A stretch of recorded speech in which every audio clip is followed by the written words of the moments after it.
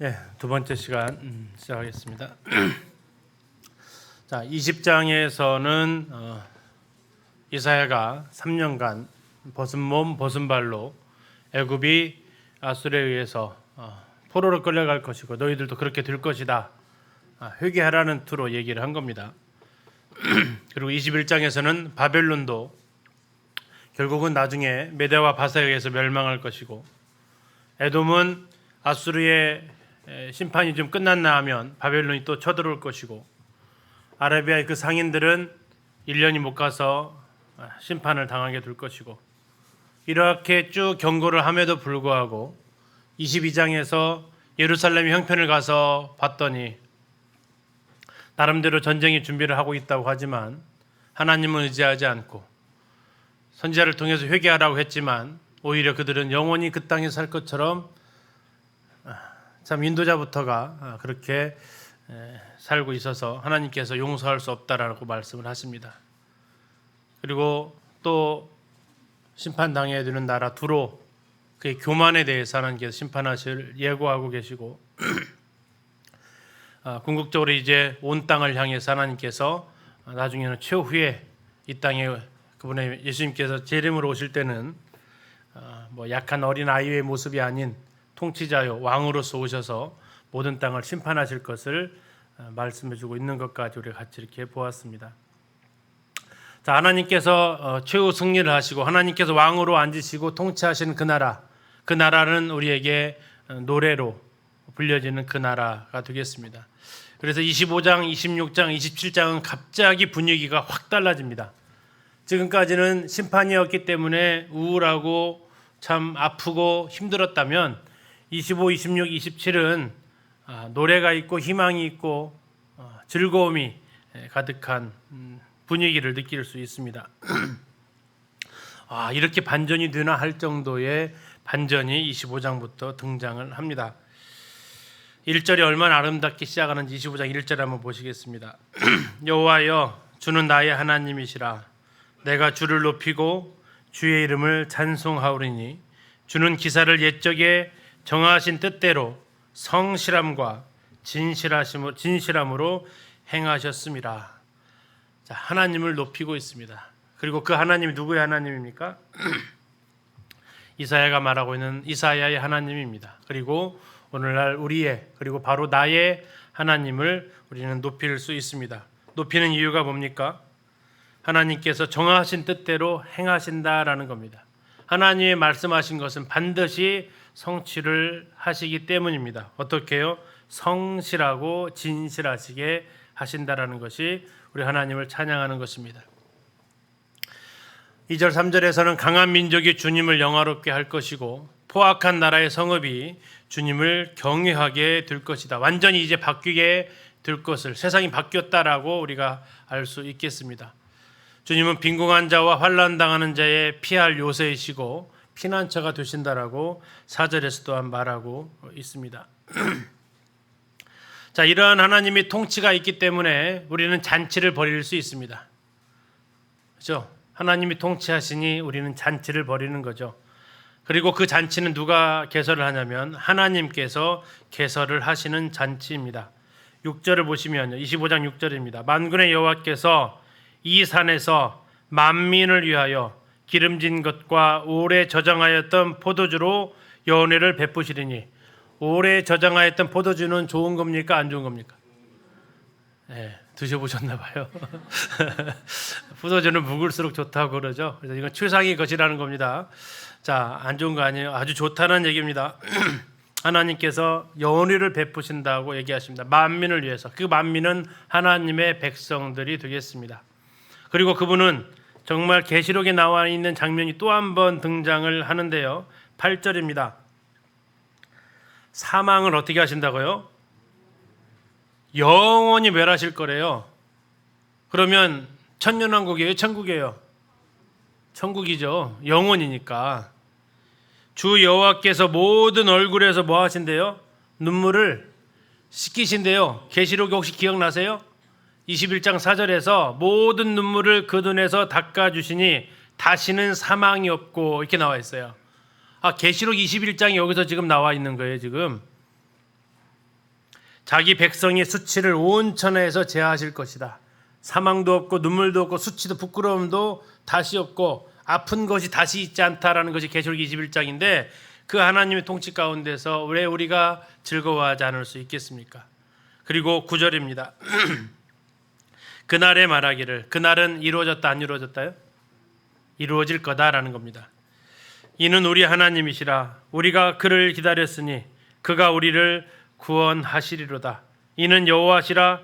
우리가 그를 기다렸으니 우리는 그의 구원을 기뻐하며 즐거워하리라 할 것이다. 누가 이렇게 기쁘고 누가 이렇게 즐거워한다고요? 여호와를 기다린 사람들. 여호와를 기다린 사람들. 주님 기다리십니까? 주님의 그 통치, 주님이 다시 오실 날 우리에게 소망입니까?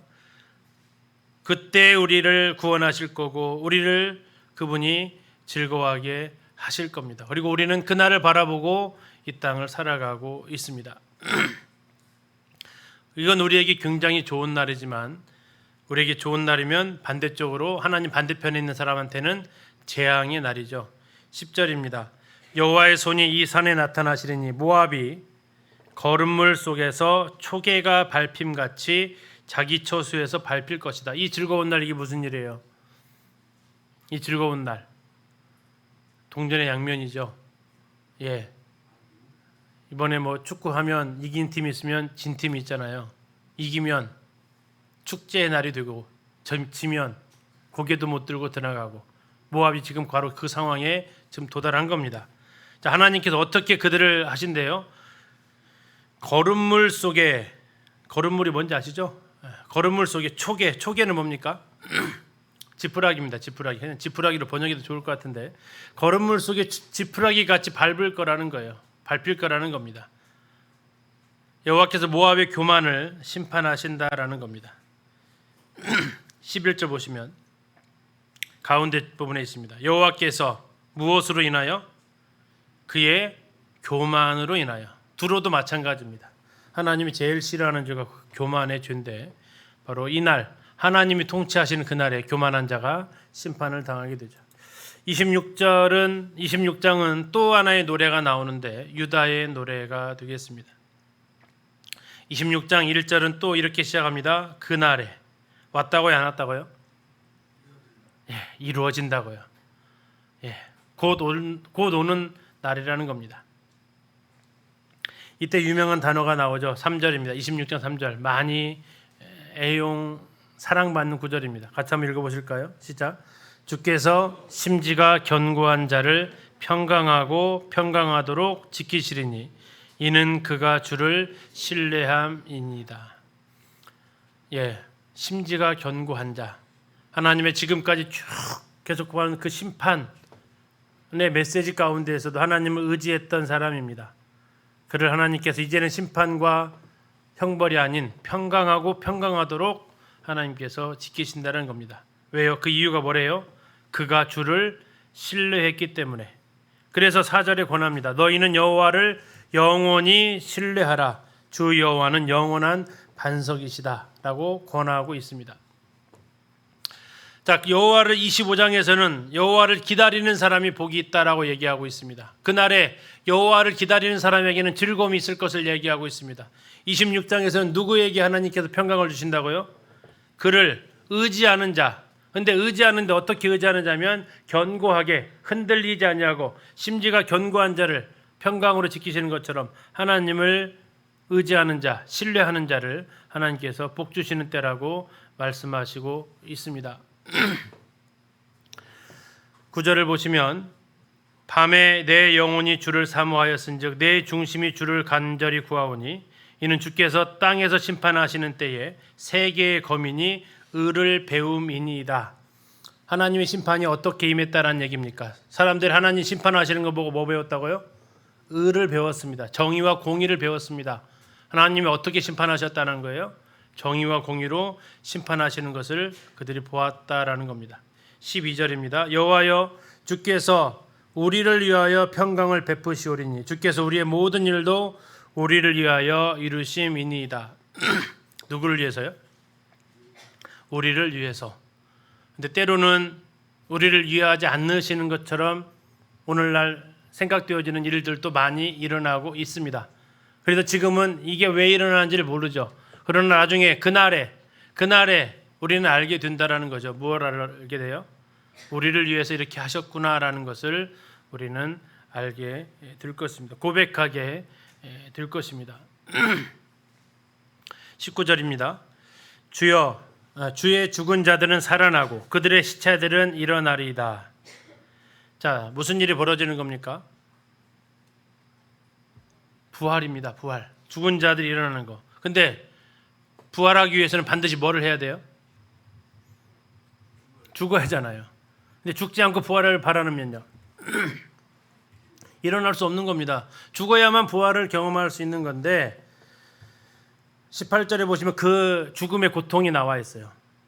19절은 부활의 기쁨이라면 18절 죽음의 고통인데 18절 보시면 우리가 잉태하고 산고를 당하였을지라도 바람을 낳은 것 같아서 땅에 구원을 베풀지 못하였고 세계의 거민을 출산하지 못하였다. 산고를 당하였는데 뭐를 낳았다고요? 바람을 낳았어요. 뭘로 이걸 비유할 수 있을까요? 아이를 낳으려고 힘을 꽉 줬는데 방구만 나온 거죠. 아무 소용이 없는 거예요. 고통들 해가지고 정말 온 힘을 해서 줬는데 아무것도 없어요. 바람만 삐직하고 나온 상황. 아무 정말 해산의 고통과 같은 고통을 치렀는데도 불구하고 아무 유익이 없는 거예요. 아무것도. 근데 그것이 바로 죽음과 같은 시간이었는데 19절에서 그때 하나님께서 어떻게 하신다고요? 그들을 살아나고 일으키시겠다라는 부활의 메시지를 말씀하고 있습니다. 20절입니다. 내 백성아 갈지어다 내 밀실에 들어가서 내 문을 닫고 분노가 지나기까지 잠깐 숨을 지어다. 자, 이게 바로 또 하나 이제 하나님이 택하신 자들은 교회는 심판을 통과하지 않는다. 하나님께서 하나님의 백성들을 분노가 지나기까지 잠깐 숨기게 하시는데 구약에서는 흔히 우리가 아시는 대로 에녹이 화액전에 취하여감을 당한 그 모델로 우리에게 또 보여지기도 합니다. 아무튼 하나님께서 이렇게 구원하시겠다. 견고한 주님을 의지하는 자들을 하나님께서 하시겠다라고 말씀해주고 있습니다. 그래서 방금 보셨던 그 20절은 환난 전에 휴거되는 성도들의 모습을 보여주는 것 같다라고도 윌리엄 맥도널드 형제님도 이렇게 분별을 하고 계십니다. 자, 27장은 이제 세 번째, 25장이 이스라엘의 노래, 26장이 유다의 노래라면 27장은 하나님의 노래입니다. 구속받은 이스라엘을 향한 하나님의 노래입니다. 27장 1절도 어떻게 시작합니까? 그날에 지나가지도 않았고요. 그러나 반드시 이루어질 그날입니다. 그날에 하나님께서 이제 심판하시는 내용이 나옵니다.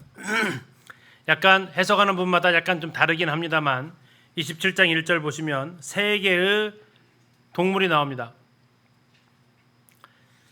그날에 여호와께서 그의 견고하고 크고 강한 칼로 날렘뱀 리워야단 곧 꼬불꼬불한 뱀과 리워야단을 벌하시며 바다에 사는 용을 죽이실 것이다. 자, 날렘뱀이 있고 꼬불꼬불한 뱀이 있고 바다에 있는 용이 있습니다. 그래서 이제 여러 주석 같은 것을 보면 이것은 세 나라, 세 제국을 얘기한다. 아수르와 바벨론과 애굽에 대한 심판을 얘기한다라고 이야기를 합니다. 또는 어떤 분들은 이거 다 바벨론이다. 또 어떤 분들은 이거 전부 다 사탄이다라고 말씀하기도 합니다. 어떤 것이든 크게 해석하는 데 지장은 없겠습니다. 아무튼 하나님께서 심판하신다라는 겁니다. 4절을 보시면 나는 포도원에 대하여 노함이 없나니 찔레와 가시가 나를 대적하여 싸운다 하자 내가 그것을 밟고 모아 불사르리라. 자, 포도원, 이사야서 5장에서 포도원 하나님께서 무엇의 상징으로 비유하셨죠? 이스라엘의 상징이 바로 그 포도원의 상징이었습니다. 그런데 그 포도원에 뭐가 나왔다고 얘기하고 있어요? 찔레와 가시가 나타났습니다. 이게 찔레와 가시가 누굴까요? 포도가 성장하는 것을 방해하는 세력들이죠.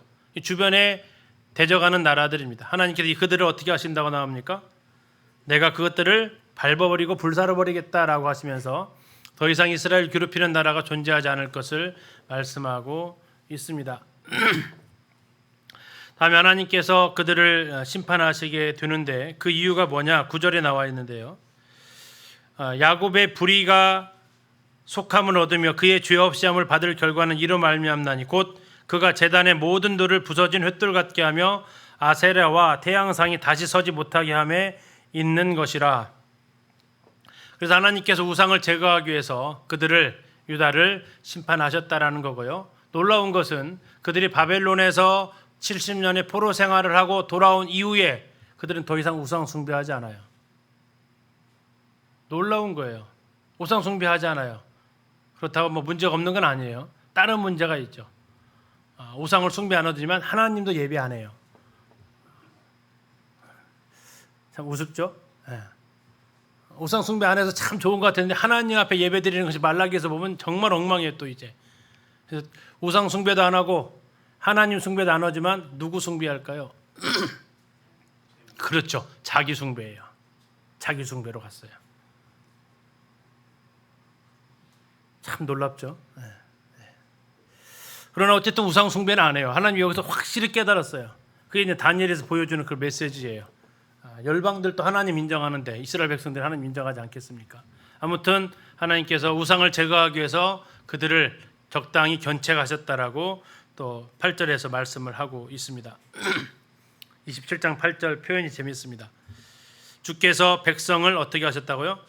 적당하게 견책하사 쫓아내실 때에 동풍 부는 날에 폭풍으로 그들을 옮기셨다. 무슨 표현 같으세요? 동풍이 부는데 폭풍으로 옮겼대요. 그냥 그 바람에 의해서 이렇게 좀 옮기셨는데 적당하게 하셨다라고 지금 이야기를 하고 있어요. 예, 하나님 심하게 안 때렸다라고 얘기를 하고 있는 거죠. 11절입니다. 가지가 마르면 꺾이나니 여인들이 와서 그것을 불사를 것이라. 그 다음이 중요합니다. 백성이 지각이 없으므로 그들을 지으신 이가 불쌍히 여기지 아니하시며 그들을 조성하신 이가 은혜를 베풀지 아니하시리라. 뭐가 없다고요? 지각이 없어요. 지각이 뭐예요? 무지한 겁니다. 알지 못하는 겁니다. 깨닫지 못하는 겁니다. 자, 무지한 것이 죄예요? 죄가 아니에요? 심각한 죄입니다. 나 몰라서 그랬어요. 통한다고요? 절대 안 통한다라는 겁니다. 그래서 로마서에서도 무지한 것이 죄라는 거예요. 그래서 하나님은 계속해서 알고 배우라라고 계속해서 요청하고 있는 겁니다. 하나님 말씀을 알아야, 하나님을 알아야 할 수 있기 때문에 그렇죠. 그래서 나중에 그들이 돌아와서 예루살렘에서 하나님을 예배할 것을 이야기하고 있습니다. 자, 25, 26, 27 분위기 굉장히 밝습니다. 그런데 이것은 언제 일어날 일이라고요? 전부 다 세 글자로 그날에. 현재예요, 미래예요? 미래에. 현재의 모습은요 28장입니다. 한편 지금까지 참 좋았어요. 분위기 좋았잖아요. 미래 일어날 일 보니까 분위기 굉장히 밝았어요. 그런데 딱 정신 차리고 보니까 지금 미래가 아니고 현실이에요. 현실의 모습은 어때요?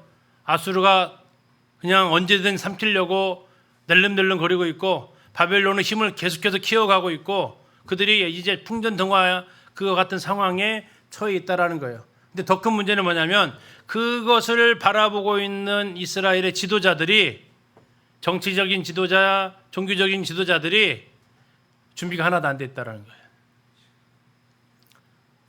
뭐 문제 없는 사람 없고 문제 없는 가정 없고 문제 없는 교회 없어요. 근데 더 심각한 문제는 뭐예요?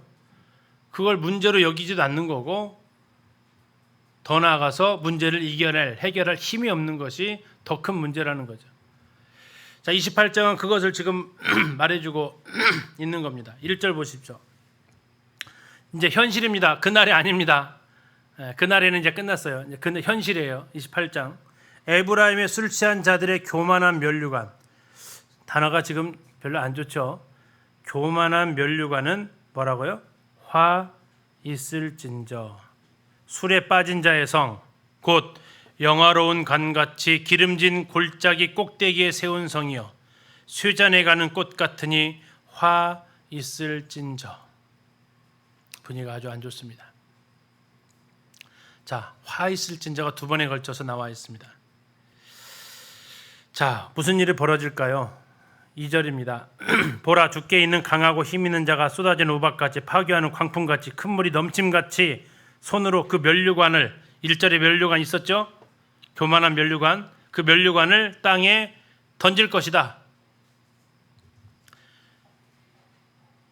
자, 이건 지금 이제 에브라임은 남유다예요, 북이스라엘이에요? 북이스라엘입니다. 구분하셔야 돼요. 28장 1절은 에브라임입니다. 그러면 저 사마리아 이야기라고 생각하시면 돼요. 남유다가 아니고 북쪽 이야기다라고 생각하셔야 돼요. 자, 그들에게 대해서 지금 심판을 얘기하시는데 그러면 이것은 BC 722년 멸망하는 상황이다라고 생각하시면 됩니다. 북이스라엘은 어느 제국한테 멸망하죠? 아수르 제국. 아까 누구 왕이라고 그랬죠? 살마네세 로세. 그에게 멸망하는 상황을 지금 2절에서 표현하고 있는 거예요.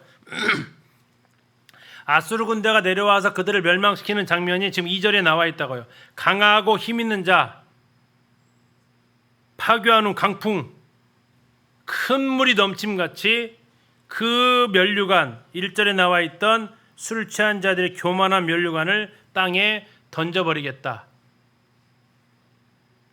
3절에 에브라임의 술 취한 자들의 교만한 면류관이 발에 밟힐 것이다. 이게 이제 그들이 하나님의 심판을 당하게 됩니다. 근데 다시 5절에 또 그날에라는 단어가 나와 있어요. 이것은 현실이 아니고 미래입니다. 그날에 만군의 여호와께서 자기 백성이 남은 자에게, 남은 자 사상이 있다겠죠? 영화로운 면류관이 되시며 아름다운 화관이 되실 것이라. 이렇게 망하지만 아주 없어지지 않고 회복시킬 날이 올 것이다. 언제요? 그날에. 자, 면류관이 지금 1절에 나와 있었죠. 그렇죠? 교만한 면류관. 이건 심판의 원인입니다. 3절엔 어떤 면류관이 나와 있어요? 2절은 땅에 던져지는 면류관 나와 있죠. 이것은 심판 당하는 겁니다. 5절은 또 무슨 면류관 나와 있어요? 하나님의 영화로운 면류관, 회복되어지는 면류관을 보여주고 있습니다. 그래서 이게 북이스라엘의 과거와 현재와 미래예요. 과거에 그들은 교만했고 술 취했고 현재 그들은 이제 심판을 당할 거고, 그러나 앞으로의 미래의 그들은 그래도 하나님께서 그들을 다시 회복시키신다라는 그 메시지가 되겠습니다. 근데 문제는 뭐예요? 이사야는 북이스라엘에 초점이 있어요, 남유다에 초점이 있어요? 이 사람은 남유다 선지자예요, 북이 선지자예요? 남유다 선지자잖아요. 그럼 남쪽에 그거 보고 있단 말이에요. 그럼 어떻게 해야 돼요? 북쪽 저렇게 망하고 있는 거 보고 있으면 어떻게 해야 돼요? 경계를 받아야 되잖아요. 근데 7절 보세요.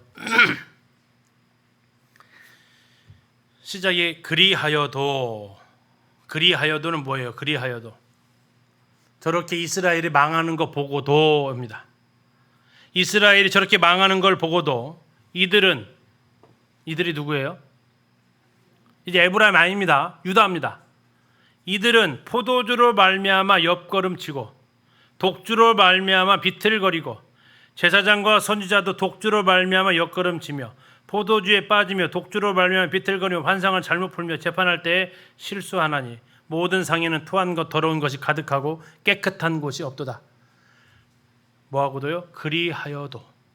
북이스라엘이 저렇게 망하는 것을 보고도 똑같이 따라하고 있고 똑같이 따라하는 것보다 더 심하게 가 있는 것이 유다의 현실을 지금 이야기하는 겁니다. 북이스라엘을 이렇게 언급한 이유가 뭘까요? 그럼요, 남유다를 향해서 지금 책망하는 거예요. 너희들 북이스라엘 저런 것을 보고도 지금 이렇게 살고 있느냐라는 그 메시지입니다. 자, 그 다음에 이제 우리가 잘 아는 말씀이 나와요. 10절에 나오는데, 자, 이제 여기에 대해서 이사야가 지금 7절, 8절에서 책망했잖아요. 너희들 그런 상황을 보고도 지금 이렇게 살래? 했단 말이에요. 그러니까 이 이야기를 들었던 7절에 있었던 사람들, 누구 있었죠? 7절에 누가 나와 있어요? 7절에 사람 나와 있어요. 두 그룹. 제사장하고 선지자 그룹 나와 있어요. 제사장과 선지자 그룹, 종교적 지도자 그룹이 나와 있어요. 자, 그들이 이사야가 이렇게 말하는 걸 보고 어떤 반응을 보였을까요? 술 한 잔까지 하셨겠다. 네. 건하게 드셨는데 앞에서 지금 책망하니까 어떻게 했을 것 같으세요? 아우 잘못했습니다. 무릎 꿇을까요? 천만하죠. 9절입니다. 그들이 이르기를 이렇게 이사야가 책망했어요. 이래고도 지금 그렇게 살래? 그들이 이르기를 그가 누구에게 지식을 가르치며 그가 누굴까요? 그 이사야입니다. 저놈이 지금 좀 표현이 이해하십시오. 술 먹고 아마 이렇게 해서 저놈이 지금 어디서 누구를 가르치고 있어 지금. 제가 이제 술을 먹어봤으면 좀 술을 먹은 것처럼 표현할 텐데 먹어본 적이 없어가지고 저놈이 지금 누구를 가르치는 거냐 지금. 자, 그가 누구에게 지식을 가르치고 누구에게 도를 전하여 깨닫게 하려는가? 누구는 누구예요? 자기들이지. 선지자들 제사장들이죠. 술 먹고 독주 먹고 하는 비틀거리는 자기들인데 뭐라고 하냐면 젖떨어져 품을 떠난 자들에게 하려는가? 라는 거예요. 무슨 얘기 같으면 세 번역이 아주 번역을 잘 해놨어요. 이 부분을. 자, 제사장들이 세 번역 9절입니다. 제사장들이 나에게 빈정거린다. 이사야에게 빈정거린다. 저자가 누구를 가르친다는 건가? 저자의 말을 들어야 할 사람이 누구란 말인가? 젖된 아이들이나 가르치라고 해라. 젖을 먹지 않는 어린 아이들이나 가르치라고 해라. 라고 하는 거예요. 왜 우리한테 그런 얘기하냐 지금. 10절 이게 대저 경계에 경계를 더하며 경계에 경계를 더하며 교훈에 교훈을 더하며 교훈에 교훈을 더하되. 무슨 말 같으세요 갑자기? 이건 이제 해석에서 하는데 그 문자가 이제 세 번역에서 이것도 잘 해놨어요. 뭐 제가 세 번역 자주 이용하는데 이해하기 쉽게 해놨어요. 이건 다시 무슨 말이냐면요. 경계 하면은 경계 따라하는 거예요. 교훈 하는 거예요. 그거 누가 하는 거예요? 젖먹이들 애기들 말 가르칠 때 하는 거잖아요. 지금 그 얘기예요. 다시 말하면 10절에 저자는 우리에게 한 장 가르치고 있다라는 거예요. 애기 취급하고 있다라는 거예요. 이게 지금 10절의 내용이 그 내용이에요. 이게 쭉 가르치는 게 아니라 자 따라해봐. 경계하면 뭐라고 해요? 애들이 경계하잖아요. 교훈 그러면 교훈 이런 식으로 아이들한테 지금 애들 가르치듯이 우리를 가르치려고 지금 하고 있다라고 지금 책망하고 있다고요. 자, 그러니까 이사야가 뭐라고 했겠어요? 11절 보세요. 그러므로 더듬는 입술과 다른 방언으로 그가 이 백성에게 말씀하시리라. 자, 그가 누굴까요? 그가. 야, 내가 하는 게 아니고 하나님이 하시는 거야. 11절 이렇습니다. 그렇다. 내가 너희를 어린아이 대하듯 하고 있다. 라는 겁니다. 너희가 나의 단순하고 이해하기 쉬운 말을 들으려 하지 않는 까닭에 내가 이방 아수르를 너희 가운데 보낼 것이다. 그들의 다른 방언, 여기 나와 있죠. 더듬는 입술이 뭐냐면 외국인의 말이에요. 다음에 다른 방언 아수르의 방언이에요. 히스기야 시대에 실제로 그렇게 했거든요. 나중에 36장 가서 이제 보시긴 하겠지만 내가 아수르를 너희 가운데 보낼 것이다. 그들의 다른 방언이 그들에게 안식과 그것을 다른 이들에게 줄 수 있는 능력을 주겠다. 자, 랍사게가 와가지고 무슨 말로 이스라엘을 향해서 얘기하죠? 아람 말로 해요? 히브리 말로 해요? 히브리 말로 한단 말이에요. 그러니까 사네립과 여호야김과 국내 대신들에 가서 제발 뭐라고 그래요? 36장에서 야, 우리 너희의 말 아람 말 알아들을 수 있어. 그러니까 백성한테 못 알아듣는 아람 말로 하자라고 해요. 히브리 말로 하니까 랍사게가 히브리 말로 하니까 어떻게 하자고요? 백성들 소요되니까 우리가 알아들을 수 있다. 아람 말로 해라 그래요. 근데 랍사게는 끝까지 무슨 말로 해요? 히브리 말로 해요. 우리 러실라 자매 대화하는 거 말하는 거 들어보셨어요? 네팔 자매 온 거 혹시 대화해 보셨어요? 혹시 한번 해보세요. 한국말 얼마나 잘하는가? 네. 근데 그렇게 잘해도요 티 약간 나요. 무슨 티가 나요? 외국인이구나라는 티가 난다고요. 자, 랍사게 무슨 말이냐면 랍사게가 지금 히브리 말로 백성들 앞에서 비방을 했어요. 그러면 히브리 사람들처럼 유창했을까요? 아니면 더듬더듬 했을까요? 지금 말하잖아요. 더듬는 입술이라고요. 너희가 내가 하는 말을 못 알아들으니까 하나님께서 저 이방 사람 말 가지고 너희들을 지금 깨닫게 하시는 거야 라는 거예요. 그 다음이 더 재밌어요. 13절이요. 자, 여호와께서 그들에게 말씀하시되 경계에 경계를 더하며 경계에 경계를 더하며. 자, 10절하고 좀 뭐가 달라요?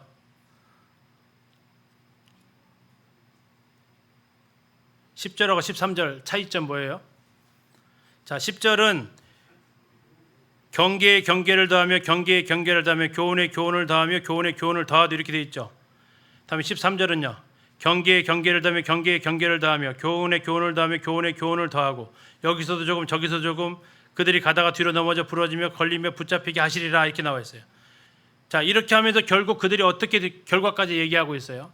자, 세 번역을 읽어드릴게요. 자, 이것은 이제 히브리어 그대로입니다. 그래서 주님께서는 그들에게 말씀하신다. 13절입니다. 차브 라차브 차브 라차브 카브 라카브 카브 라카브 제르샴 제르샴 이렇게 좀 따라 한단 말이에요. 그래서 그들이 가다가 뒤로 넘어져서 다치게 하시고 덫에 걸려서 잡히게 하려 하신 것이다. 상식적인 말로 히브리 말로 말하면 들어먹어야 되는데 이사야가 퍼포먼스까지 했잖아요. 3년간 안 듣잖아요. 그러니까 하나님께서 지금 무슨 상황을 벌어지게 하신다고요? 에브라임을 갖다 저렇게 망하게 하는 것을 보여줬다고요. 이렇게 하면 망해. 그런데도 전혀 반응을 안 보여요. 결국 히스기야 왕 때 랍사게가 와가지고 헝거에 뭐를 냈다고요? 차브 라차브 따라서 오면서 한 글자 한 글자 더듬는 말로 외국인의 말로 결국 그렇게 해가지고 너희들이 뒤로 넘어져서 다치고 덫에 걸려서 잡히게 될 것이다. 이게 지금 에브라임이 그렇게 망하는 꼴을 보고도 결국 그들이 돌이키지 않는 이게 경계의 경계 그냥 그것은 진짜 그냥 아까 했던 대로 한 글자 한 글자 한 단어 가르치듯이 가르쳤다는 얘기예요. 이걸 해석을 한 뜻이 아니고 아기들에게 말 가르칠 때 해보셨잖아요. 엄마 소리 듣기 위해서 엄마를 몇 번 해보셨어요? 아빠라는 소리 듣기 위해서 아빠를 도대체 몇 번 해야 아빠라는 소리를 따라오던가요? 그렇게 가르쳤단 말이에요. 이게 지금 하나님의 애타는 그 마음이죠. 14절에서 24절까지 하나님께서 책망하십니다. 14절입니다. 이러므로 예루살렘에서 이 백성을 다스리는 너희 오만한 자여. 자, 예루살렘이면 북이스라엘이 아니라 남유다입니다. 그리고 그 대상은 누굽니까? 백성을 다스리는 자들입니다. 그런데 그들의 상태는 어떤 상태라고요? 오만에 빠져 있다라는 겁니다. 그들이 왜 오만한 상태가 되었을까요? 믿는 구석이 있어서 그렇습니다. 15절입니다. 너희가 말하기를 우리는 사망과 언약하였고 수월과 맹약하였은즉 넘치는 재앙이 밀려올지라도 우리에게 미치지 못하리니 우리는 거짓을 우리의 피난처로 삼았고 허위 아래에서 우리를 숨겼음이라 하는도다. 자, 이건 그들이 하는 말과 하나님의 해석이 짬뽕 되어져 있습니다. 무슨 말이냐면 15절 잘 보시면 자, 우리는 사망과 언약을 맺었다. 맹약입니다. 사망과 언약을 맺을 사람이 있어요? 없어요. 그들은 말하는 거 우리는 이집트와 언약을 맺었다 하는데 하나님은 그걸 어떻게 해석했다고요? 너희는 사망과 언약을 맺었다라고 지금 얘기하시는 거예요.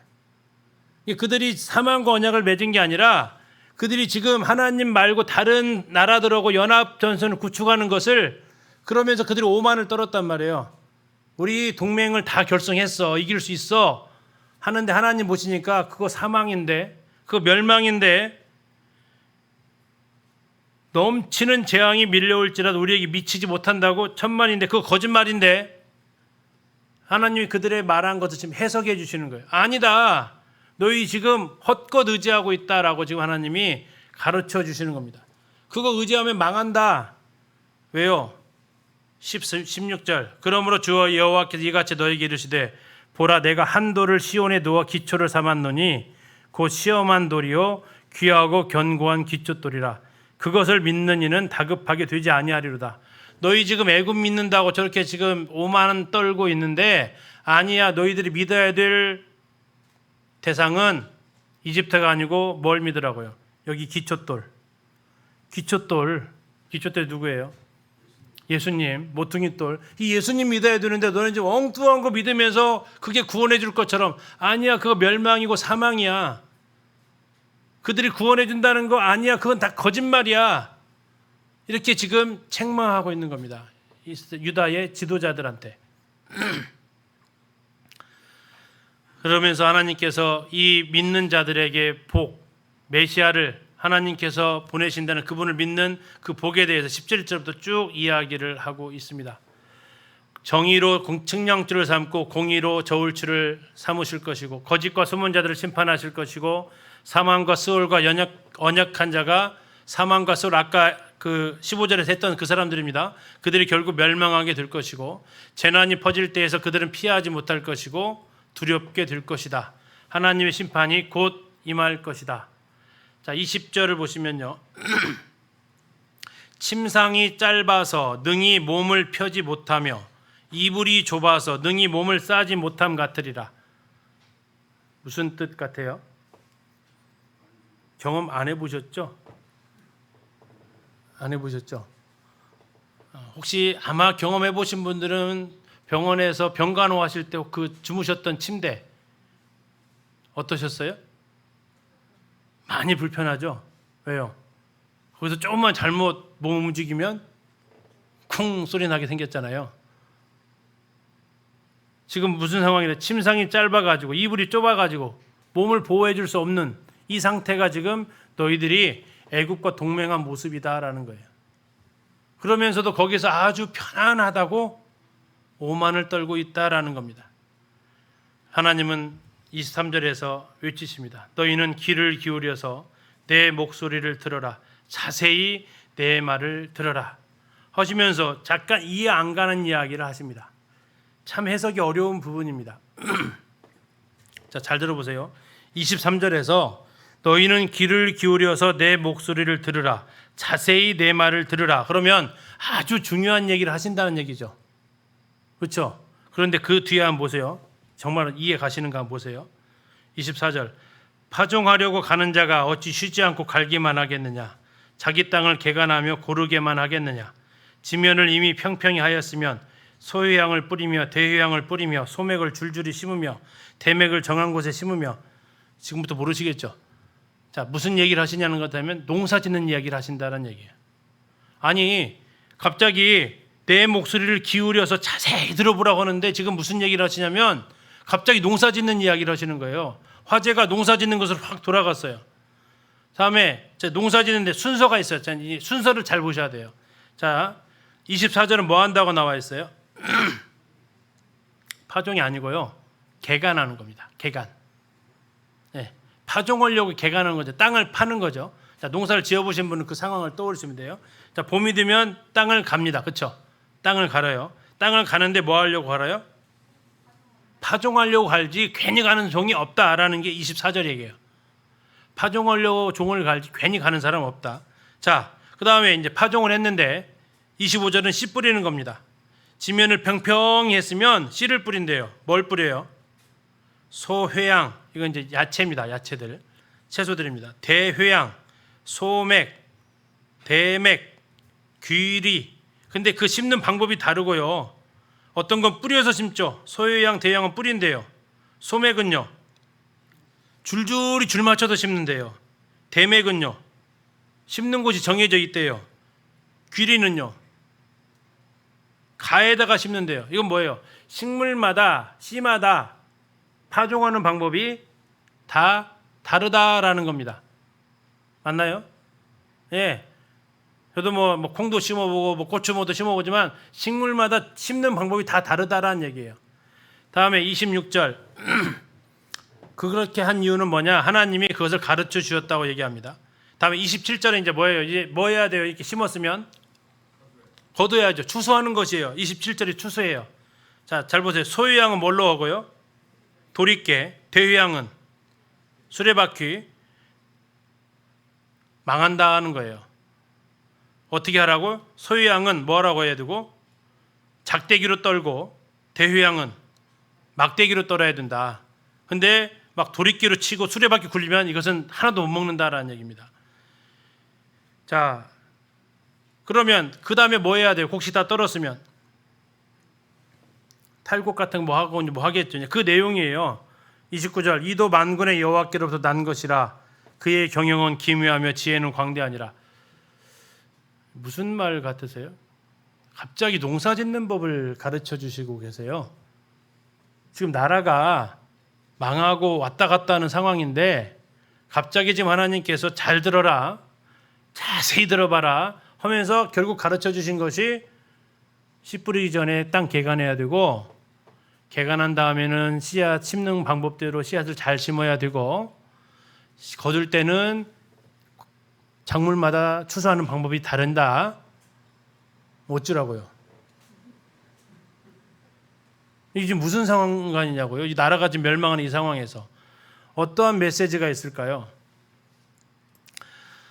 자, 하나님께서는 이걸 통해서 무엇을 가르쳐 주실까 이렇게 찾아보는데 참 그 가장 적당한 해석을 좀 찾아서 말씀드리겠습니다. 이것도 밴드에다 올려드릴게요. 카톡에다 올려드릴게요. 없는 방법 부분입니다. 이름도 좀 어려워요. 허버트 반데르 루그트라는 분이 매일의 양식입니다. 여기에 라디오 방송에서 하셨던 것 같은데 거기 이렇게 되어 있습니다. 농부의 일의 세 가지 측면을 보여줌으로써 하나님이 그분의 자녀를 다루시는 방법을 설명해 준다. 아까 세 가지 나왔죠. 첫 번째 개간한다고 했습니다. 두 번째 심는다고 그랬어요. 세 번째 추수한다고 했습니다. 자, 첫째 농부는 끊임없이 땅을 일구기만 하는 것이 아니라 씨 뿌릴 준비가 되면 손을 멈춘다. 마찬가지로 우리가 당하는 시련, 우리의 삶에 대한 그분의 목적을 이룬 뒤에는 끝이 난다. 하나님이 늘 갈기만 하겠느냐. 지금 어쩌면 내 인생에서 하나님께서 밭가는 작업하시고 계실 거다. 밭가는 것은 쉬워요, 어려워요? 굉장히 고통스러워요.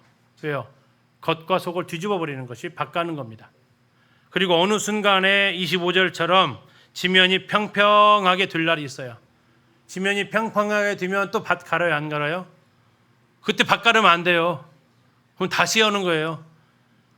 지면을 평평하게 되고 씨 뿌릴 준비가 될 때까지는 그러나 갈 수밖에 없다라는 겁니다. 이걸 이분은 시련이라고 이야기를 하고 있습니다. 두 번째 단계, 자 갈았습니다. 가는데 목적이 있는 게 아닙니다. 시련의 목적이 있지 않습니다. 두 번째, 농부는 어떤 건 아까 뿌린다고 그랬죠. 줄줄이 심는 거 있죠. 또 심는 위치가 다르다고 했어요. 농부는 흩뿌릴 것과 줄줄이 심은 것을 잘 분간해서 씨를 심는다. 이것은 주님께서 우리의 구체적인 필요에 알맞는 훈련을 신중하게 선택하신다는 것을 말해준다. 자, 이제 시련이 끝났으면 하나님께 우리를 연단해 가시는 과정이 있다는 겁니다. 훈련하는 과정이 있다는 거예요. 그러나 훈련도 목적은 아니라는 겁니다. 세 번째 단계가 있습니다. 추수입니다. 이사야는 농부가 곡식을 떠는 모습을 보여준다. 농부는 극히 조심하여 소회양은 가벼운 막대기로 떨고 대회양은 묵직한 도리깨로 떤다. 곡식의 경우에는 알곡을 부서뜨리지 않을 정도의 무게의 수레바퀴를 그 위에 굴린다. 이와 같이 전능자께서는 우리가 감당치 못할 큰 시련을 허락하지 않으시고 가능한 부드러운 손길로 우리의 상태를 다루신다. 꿰 털어 보셨죠? 꿰 터는 방법하고 다음에 다른 벼 추수하는 법 다 다르듯이 하나님께서는 추수하는 것은 으깨려고 하는 게 아닙니다. 곡식을 상하지 않게 하기 위한 거죠. 그렇게 해서 이제 하나님께서는 해 나가신다라고 말씀을 해주고 있습니다. 갑자기 읽어가는데 이해가 안 가는, 갑자기 잘 들어보라고 하시면, 아니 말씀하시기 전에 23절에서 얼마나 분위기 잡으셨어요. 갑자기 잘 들어보라고, 귀 기울이라고, 자세히 들으라고. 하지만 갑자기 농사 짓는 걸 통해서 이것은 이스라엘 백성들이 잘 아는 상황일까요? 모르는 상황일까요? 잘 아는 거예요. 이게 자세히 안 들어도 다 아는 거예요. 어쩌면.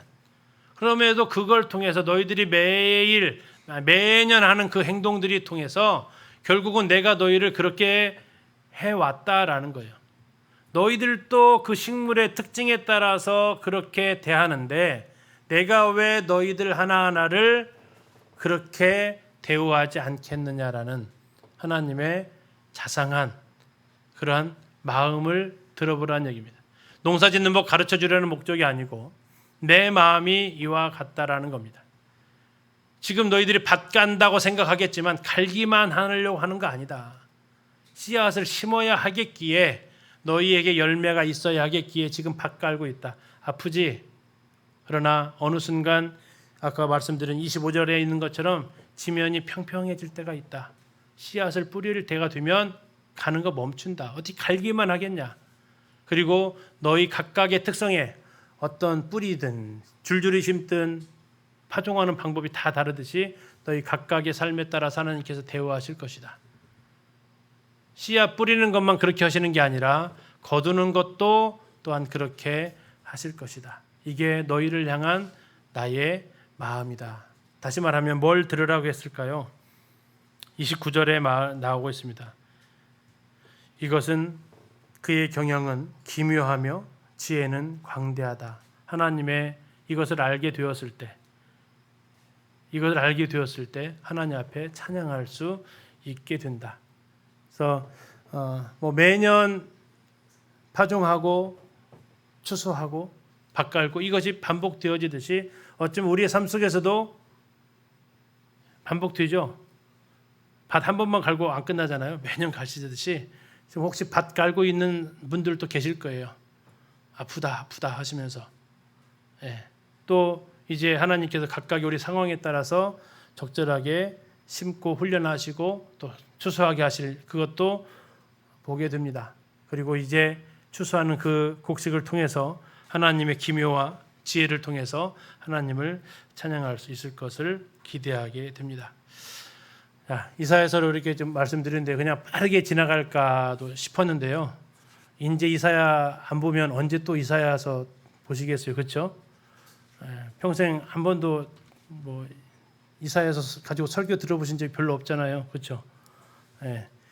심지어 인터넷에서도 안 나오더라고요. 인터넷에서도 이사야서 설교하면 앞에 부분 12장까지 잠깐 하고요. 저 뒤에 부분하고 이 가운데는 쏙 다 빼먹고 오셔서 참고하기도 쉽지가 않았어요. 그래서 이거 그냥 저도 그냥 쑥 지나갈까 하는데 언제 또 보겠어요, 우리가 이사야를. 그래서 이렇게라도 좀 보면 나중에 읽으실 때 도움이 되지 않을까 해서 근데 천천히 나간 건 아니죠. 오늘 몇 장까지 했냐면 오늘 9장인가 했습니다. 20장부터 28장까지 했으니까. 자, 아무튼 읽으실 때 그런 부분들을 좀 생각하시면 좋겠습니다. 기도해 주시고 마치도록 하겠습니다.